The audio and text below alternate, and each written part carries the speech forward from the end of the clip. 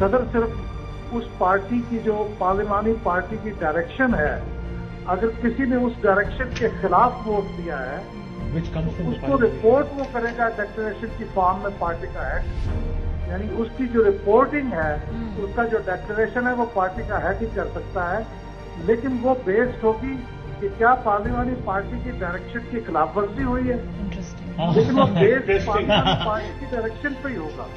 تو سر آپ افیکٹولی یہ کہہ رہے ہیں کہ ڈائریکشن آئے گی پارلیمانی لیڈر کی طرف سے، اگر اس کی وائلیشن ہوگی تو صدر کچھ کر سکتا ہے ورنہ کچھ نہیں کر سکتا۔ جی، یہ ڈائریکشن ہوگی پارلیمانی پارٹی کی۔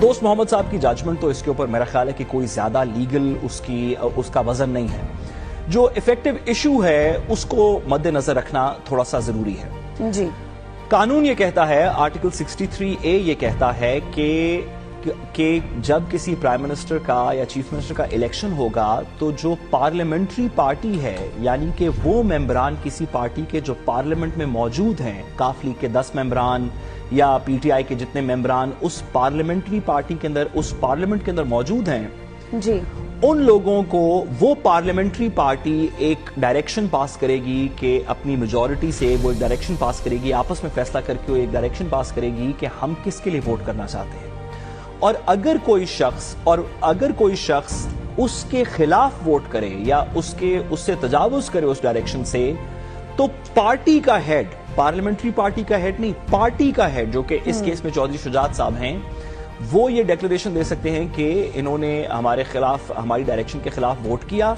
اور کہیں کہ آپ ان کے خلاف کاروائی کی جائے، جو کہ 63A کی کاروائی ہے ڈسکوالیفیکیشن کی۔ میرے حساب سے پیراگراف 3 جو ہے بہت واضح ہے کہ پارلیمنٹری پارٹی دے سکتی ہے یہ، اور پارٹی ہیڈ کا کوئی رول نہیں۔ آرٹیکل 63A کو تو اس میں 2 اس کے واضح حصے ہیں۔ پہلا حصہ اس کا ہے جو پارلیمانی پارٹی کی دسترس پہ ہے، اور دوسرا حصہ ہے جو پارٹی ہیڈ کے اختیار میں ہے، اور یہ اس لیے ہے کہ اس میں ایک وزڈم ہے، there is a wisdom of the legislator, کہ پارلیمانی پارٹی بہتر فیصلہ کر سکتی ہے، because the parliamentary not parliamentary party head میں بھی going all over the world اور all over the country doing so many other thing, but parliamentary party is the party are the few people who focus every day on parliamentary debates، اور parliamentary وہ دیکھتے ہیں، نظر ان کی ہوتی ہے، تو ان کا ایشوز جو پارلیمنٹری ایشوز ہوتے ہیں ان کے بارے میں they are the best judge, better than the parliamentary head, and they take the decision internally، اور اس کیس میں 10 کے 10 پارلیمنٹری پارٹی نے یونانیمسلی پرویز الہی کے حق میں فیصلہ کیا۔ پارٹی ہیڈ کا رول ووٹ ڈلنے کے بعد آتا ہے، پہلے نہیں آتا۔ جو خط چودھری شجاعت نے لکھا یہ بالکل غیر آئینی اور غیر مؤثر تھا، انہیں کوئی حق اس چیز کا نہیں تھا حاصل کہ وہ اپنے پارٹی ممبران کو جو پارلیمان کے ممبر ہیں یہ بتائیں کہ انہوں نے کیسے ووٹ کرنا ہے۔ یہ حق، یہ ثوابدید پارلیمانی پارٹی کی تھی، لہٰذا میری نظر میں چودھری شجاعت کا خط بالکل ایک غیر آئینی اور کالعدم دستاویز ہے، اور جو کچھ ڈپٹی سپیکر نے کیا ووٹ نہ گن کر، وہ آئین کے ساتھ کھلواڑ ہے، اور یہ بہت ہی افسوسناک صورتحال ہے کہ ہمیں پچھلے 3-4 ماہ میں بار بار اس صورتحال کو دیکھنا پڑ رہا ہے کہ کبھی ایک پارٹی کبھی دوسری پارٹی آئین کے ساتھ اس نوعیت کا کھلواڑ کرتی ہے۔ Mazari has issued a ruling that is entirely bereft of the law. Article 63A is clear.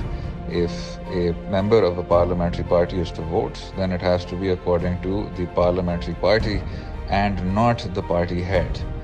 Now, as is obvious, the party head only comes into play during defection proceedings. Had the Constitution wanted it the other way around, then it would just have read party head in the first place. The two aren't interchangeable. Such an interpretation would also defeat the logic of a parliamentary party issuing such a direction rather than a possibly unelected party head as Chaudhry Shujaat Hussain is. The other aspect is that Mr. Mazari completely misconstrued the Supreme Court's recent judgment on Article 63A. It only held that votes cast contrary to the parliamentary party's direction would be disregarded.